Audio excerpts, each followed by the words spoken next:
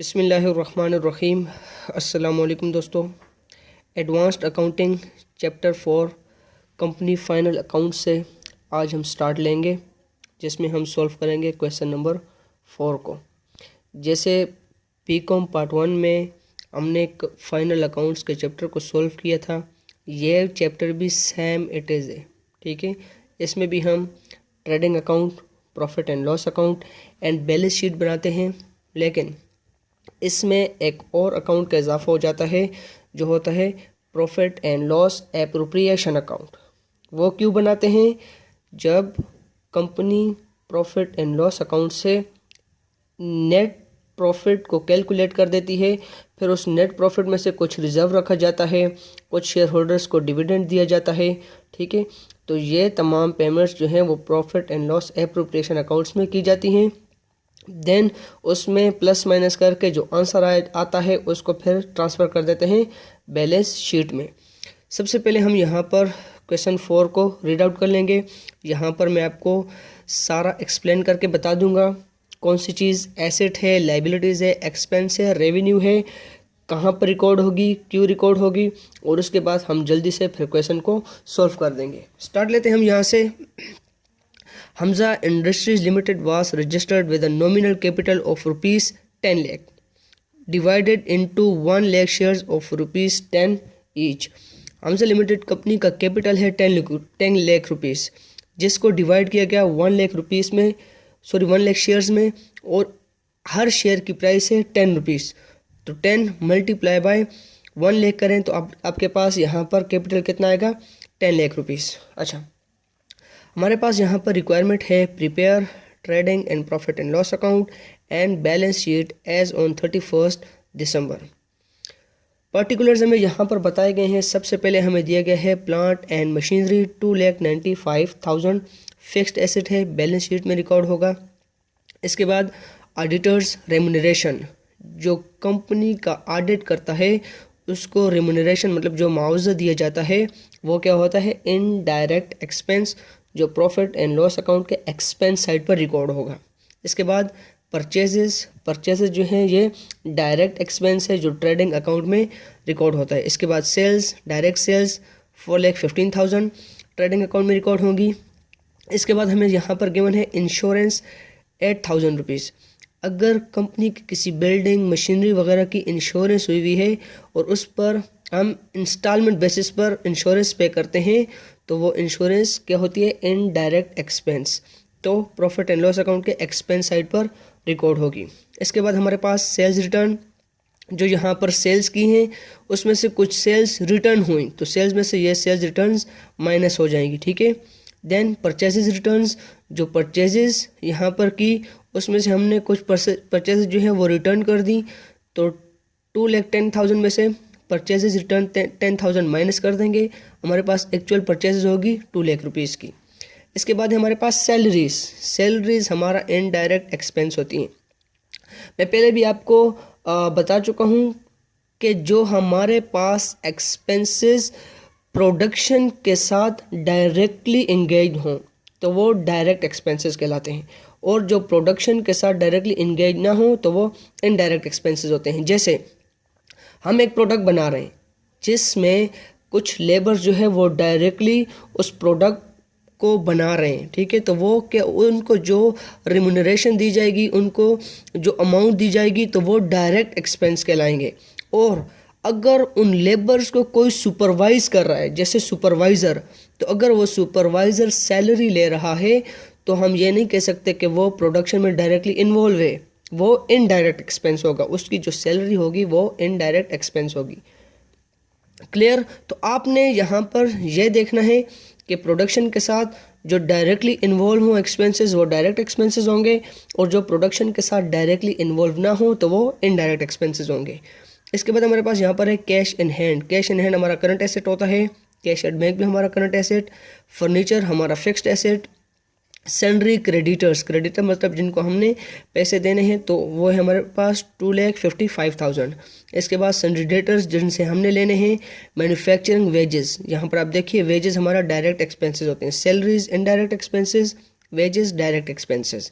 इसके बाद printing and stationery, office में मतलब जो स्टेशनरी यूज़ हो रही है या जो प्रिंटिंग वगैरह में चीज़ें यूज़ हो रही हैं तो वो क्या होंगी, इनडायरेक्ट एक्सपेंसेस होंगे क्योंकि प्रोडक्शन के साथ डायरेक्टली इन्वॉल्व नहीं है। इसके बाद हमें यहाँ पर दिया गया स्टॉक 1 जनवरी 2010 कितना है 60,000 रुपीज़।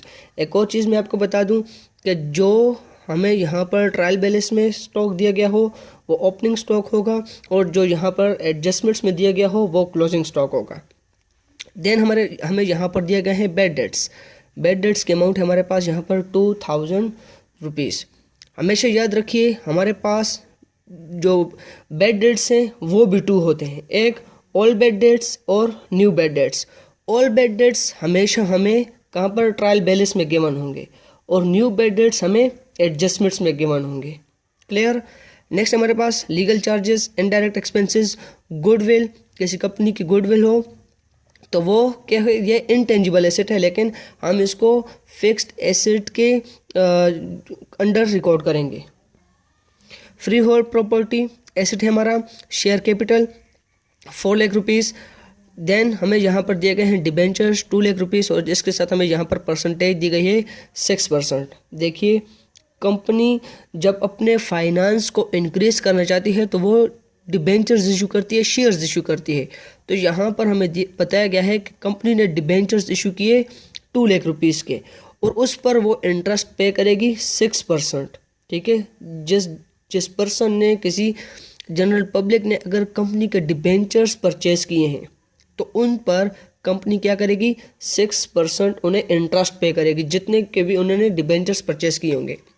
देन बिल्स रिसीवेबल है हमारा करंट एसेट है। देन हमारे पास डिबेंचर्स इंटरेस्ट, यहाँ पर आप देखिए हमें बताया गया है 12,000 रुपीज़। मीन्स डिबेंचर्स पर जो 6% इंटरेस्ट है वो 12,000 है जो कंपनी ने पे कर दिया है, इसलिए कि ये यहाँ पर मेंशन है।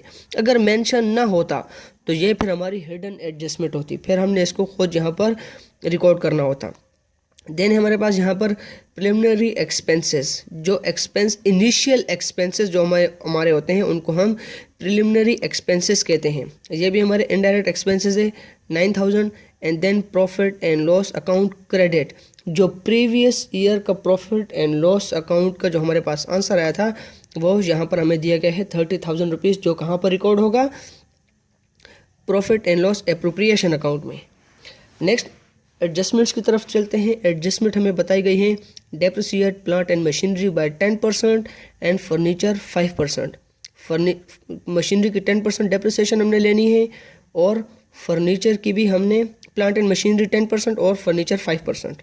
Then write off 1/3 of preliminary expenses, हमारे पास यहाँ पर देखिए 9,000 है, इसका 1/3 जो है वो हमारे पास क्या है, प्रीपेड है। प्रीपेड इसमें से माइनस कर देंगे 9,000 में से, जो आंसर आएगा हमारे पास वो क्या होगा, हमारा रियल एक्सपेंस होगा, जो इनडायरेक्ट एक्सपेंस यानी प्रॉफिट एंड लॉस अकाउंट के एक्सपेंस साइड पर हम रिकॉर्ड करेंगे। Next provide a final dividend of 5%। Dividend किससे पे किया जाता है, शेयर होल्डर्स को। कंपनी ने शेयर्स इशू किए कितना, यहाँ पर आप देखिए हमें बताया गया है, कहाँ गया, ये रहा, शेयर कैपिटल 4 लाख रुपीज़। जो शेयर्स इशू किए हुए उस पर क्या करेगी, 5% डिविडेंड पे करेगी।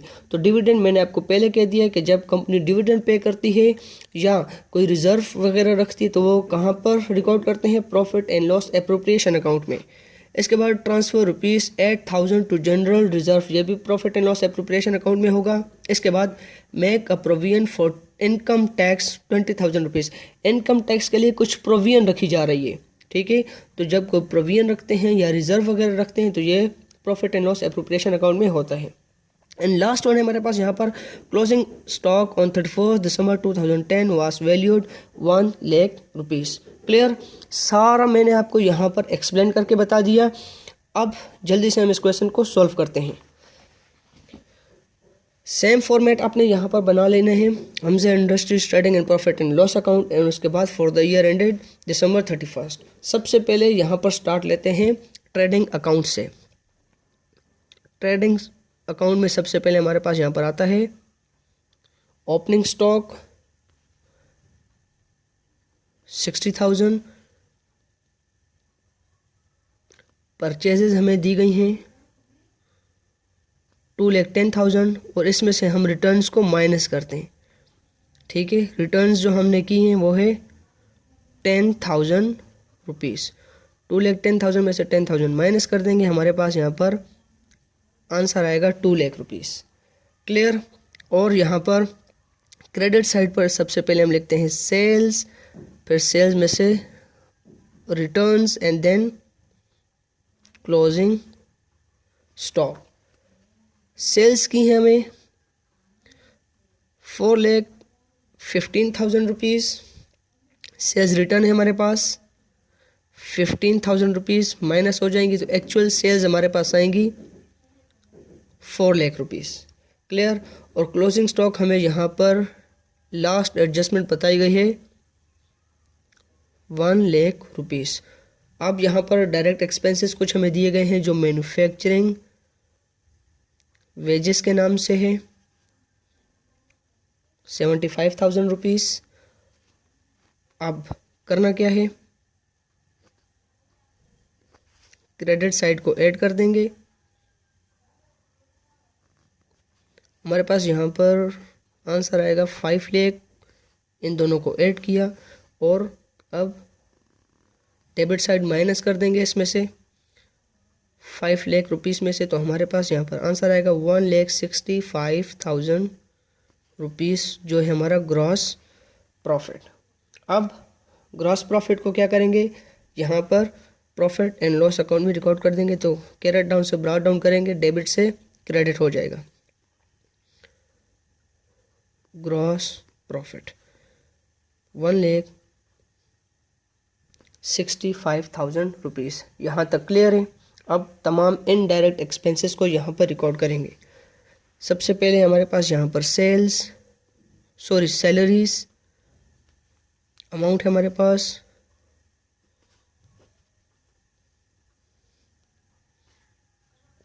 34,000 रुपीज़। Next insurance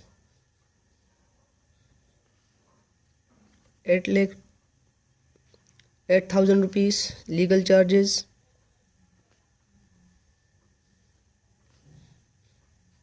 1,000। अब डिबेंचर इंटरेस्ट, जो डिबेंचर पर 6% इंटरेस्ट पे किया है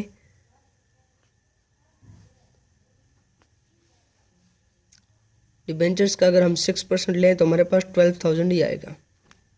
क्लियर।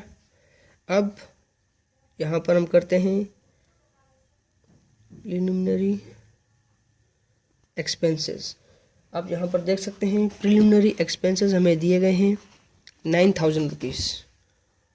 9,000 रुपीज़। इसमें से हमने क्या कर देने हैं, प्रीपेड यानी 9,000 का 1/3 इसमें से माइनस कर देना। 1/3 हमारे पास यहाँ पर आएगा 6,000। तो 9,000 में से 6,000 माइनस कर देंगे क्योंकि ये 6,000 प्रीपेड है। इस 6,000 का इस ईयर के साथ कोई ताल्लुक नहीं है, ये नेक्स्ट ईयर के लिए होंगे। तो हमारे पास यहाँ पर आंसर आएगा 3,000 रुपीज़ जो करंट ईयर का एक्सपेंस कंसिडर किया जाएगा। इसके बाद यहाँ पर करेंगे bad debts. All bad debts हैं हमारे 2,000 rupees. Next printing and stationery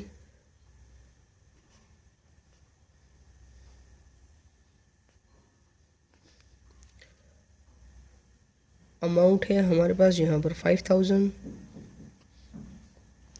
and then auditors remuneration. Auditors remuneration की अमाउंट है 12,500। इसके बाद हमारे पास डेप्रिसिएशन।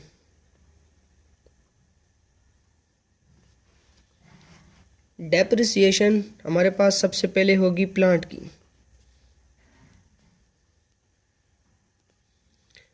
प्लांट की अमाउंट हमें यहाँ पर दी गई है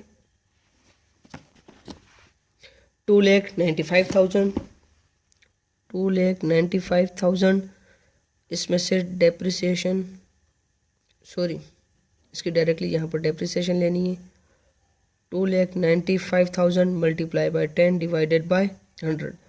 जो अमाउंट आएगी डेप्रिसिएशन की वो हमने यहाँ पर लिख देनी है, क्योंकि डेप्रिसिएशन की अमाउंट हमारा एक्सपेंस है। हमारे पास यहाँ पर आंसर आएगा 29,500। और दूसरी डेप्रिसिएशन हमें दी गई थी ऑन फर्नीचर। फर्नीचर की अमाउंट है हमारे पास यहाँ पर 47,000। इसकी भी डेप्रिसिएशन लेनी है 47,000, और इसकी परसेंटेज हमें यहाँ पर क्वेश्चन में बताई गई है 5%। तो फर्नीचर की डेप्रिसिएशन हमारे पास आएगी 2,350। अब जितने भी इनडायरेक्ट एक्सपेंसेस थे उनको हमने यहाँ पर रिकॉर्ड कर दिया। क्या करेंगे, क्रेडिट साइड पर टोटल अमाउंट को ऐड करेंगे अगर 2-3 अमाउंट्स हों, अगर नहीं है तो यही अमाउंट यहाँ पर नीचे लिख देंगे 1,65,000 एंड 1,65,000। 1,65,000 में से ये टोटल एक्सपेंसेस हमने यहाँ पर माइनस कर देने हैं। हमारे पास यहाँ पर आंसर आएगा 55,650। ठीक है, ये हमारा क्या होगा, net profit transferred to appropriation account.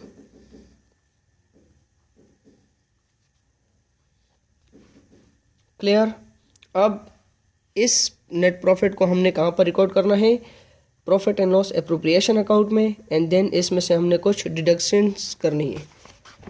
Profit and loss appropriation account मैंने यहाँ पर बनाया हुआ है, सेम फॉर्मेट आपने भी बना लेना है।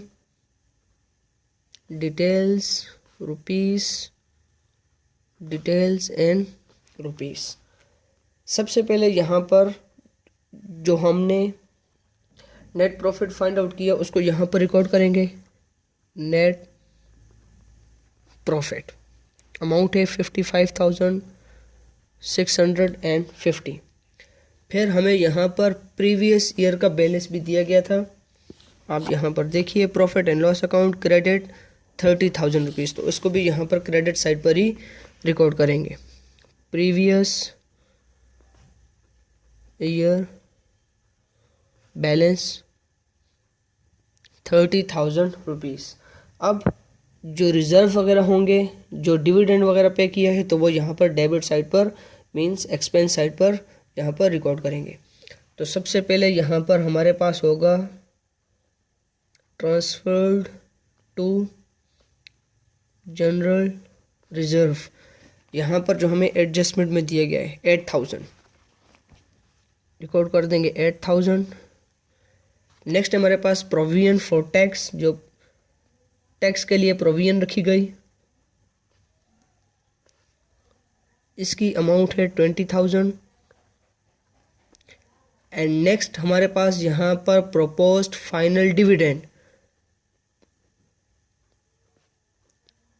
फाइनल डिविडेंड जो डिविडेंड पे किया अपने शेयर होल्डर्स को, अमाउंट है हमारे पास यहाँ पर 4 लाख जो शेयर्स इशू किए गए हैं, और 5% क्या किया है, डिविडेंड पे किया है। यहाँ पर आप देखिए, provide final dividend of 5%।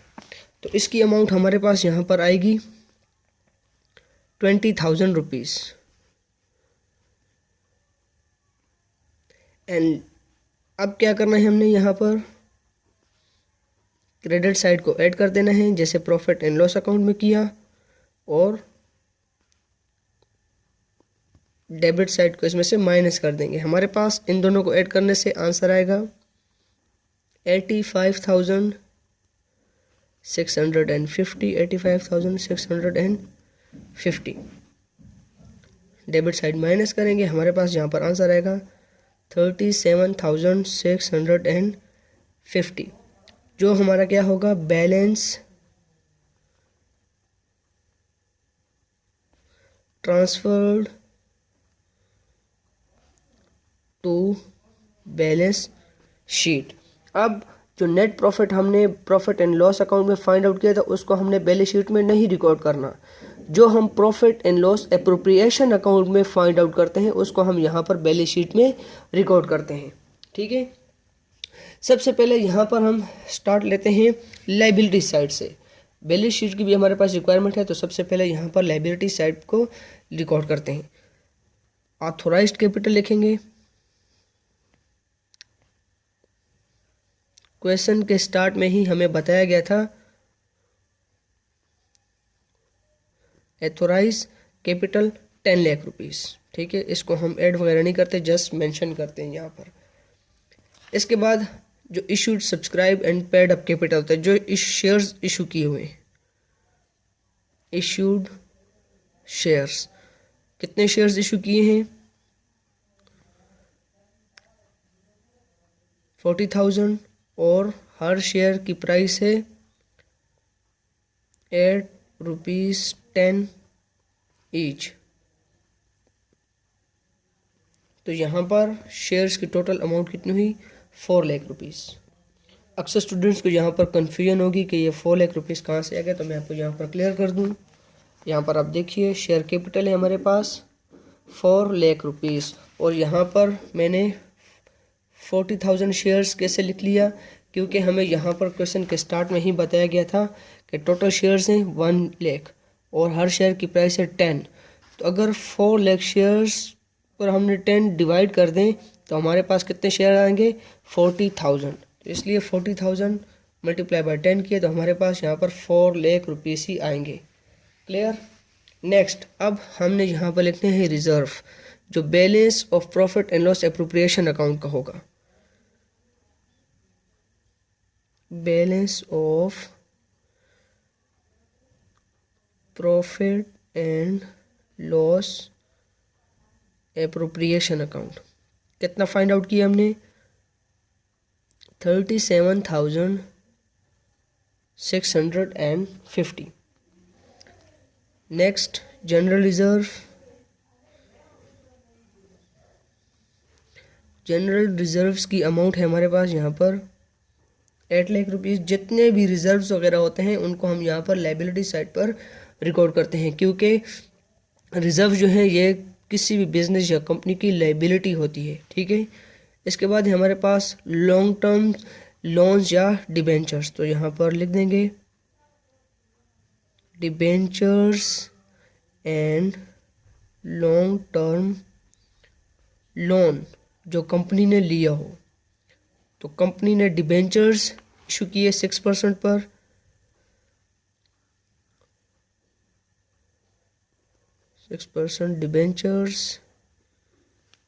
Debentures की अमाउंट है 2 लाख, और इस पर जो इंटरेस्ट था वो ऑलरेडी हम पे कर चुके हैं, तो वो हमारी लाइबिलिटी नहीं है, इसलिए उनको यहाँ पर इनमें ऐड नहीं करेंगे। इसके बाद हमारे पास यहाँ पर हैं करंट लाइबिलिटीज़।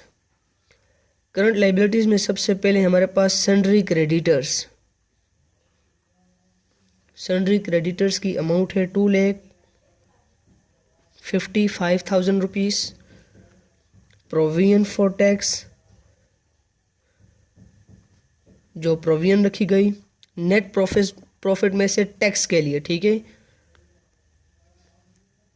अमाउंट है हमारे पास 20,000। And then proposed final dividend,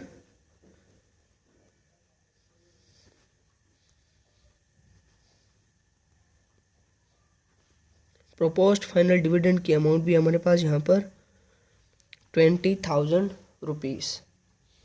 clear. अब बात करते हैं एसेट्स की। एसेट्स में सबसे पहले हमें यहाँ पर रिकॉर्ड करने होते हैं फिक्स्ड एसेट्स। फिक्स्ड एसेट्स में सबसे पहले हमारे पास plant and machinery. Plant and machinery की अमाउंट है हमारे पास 2,95,000 रुपीज़। इसमें से डेप्रिसिएशन माइनस करते हैं ताकि मशीनरी की एक्चुअल वैल्यू हमारे पास आ जाए। डेप्रिसिएशन हमने फाइंड आउट की थी 29,500, माइनस कर देंगे 2,95,000 में से, हमारे पास यहाँ पर आंसर आएगा 2,65,500। क्लियर। एंड नेक्स्ट हमारे पास फिक्स्ड एसेट है फर्नीचर। फर्नीचर की अमाउंट है 47,000। इसमें से भी माइनस करेंगे डेप्रिसिएशन जो फाइंड आउट की थी फर्नीचर की 2,350 माइनस कर देंगे, हमारे पास आंसर आएगा 44,650। क्लियर। अब नेक्स्ट हमारे पास फ्री होल्ड प्रॉपर्टी। इसके नाम से आपने कंफ्यूज नहीं होना, बस प्रॉपर्टी का नाम जिसके साथ होगा वो हमारा एसेट होगा, ठीक है। फ्री होल्ड प्रॉपर्टी पर मैं एक अलग वीडियो बनाऊंगा, तो उसमें आप लोगों का कॉन्सेप्ट इसमें क्लियर हो जाएगा। 1,80,000 रुपीज़। नेक्स्ट हमारे पास गुडविल। इनटेंजिबल एसेट है हमारा, लेकिन इसको हम फिक्स्ड एसेट्स में ही रिकॉर्ड करते हैं। हमारे पास यहाँ पर होगा 60,000 रुपीज़। इसके बाद हमारे पास यहाँ पर आएगा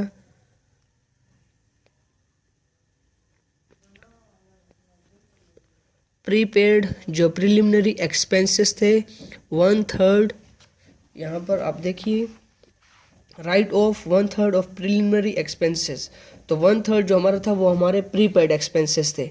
तो प्रीपेड हमारे क्या होते हैं, एसेट्स होते हैं। तो इनको हम यहाँ पर रिकॉर्ड करेंगे 6,000 रुपीज़। इसके बाद हमारे पास सन्ड्री डेटर्स। सन्ड्री डेटर्स की अमाउंट है हमारे पास यहाँ पर 2,05,000। Next bills receivable. Bills receivable की अमाउंट 57,500। इसके बाद हमारे पास यहाँ पर एक क्लोजिंग स्टॉक। क्लोजिंग स्टॉक की अमाउंट है हमारे पास 1 लाख। इसके बाद cash at bank. Cash at bank इसकी अमाउंट है हमारे पास 15,000। एंड लास्ट वन है cash in hand. Cash in hand की अमाउंट है हमारे पास यहाँ पर 7,000। अब जितने भी एसेट्स और लाइबिलिटीज़ थी उनको हमने यहाँ पर रिकॉर्ड कर दिया। अब एसेट साइड को भी ऐड करते हैं और लाइबिलिटी साइड को भी। एसेट साइड को ऐड करने से 9,40,650 और लाइबिलिटी साइड्स को ऐड करेंगे तो हमारे पास आंसर आएगा 9,40,650। दोनों आंसर्स आपके पास इक्वल आने चाहिए। अगर आपके दोनों आंसर्स मैच नहीं करेंगे तो इट मीन्स दैट कि आपका क्वेश्चन कहीं से आपसे कोई मिस्टेक हुई जिससे आपका क्वेश्चन गलत हो रहा है। तो यहाँ पर हमारा क्वेश्चन कंप्लीट हो गया। मिलेंगे एक न्यू टॉपिक के साथ। अल्लाह हाफिज़।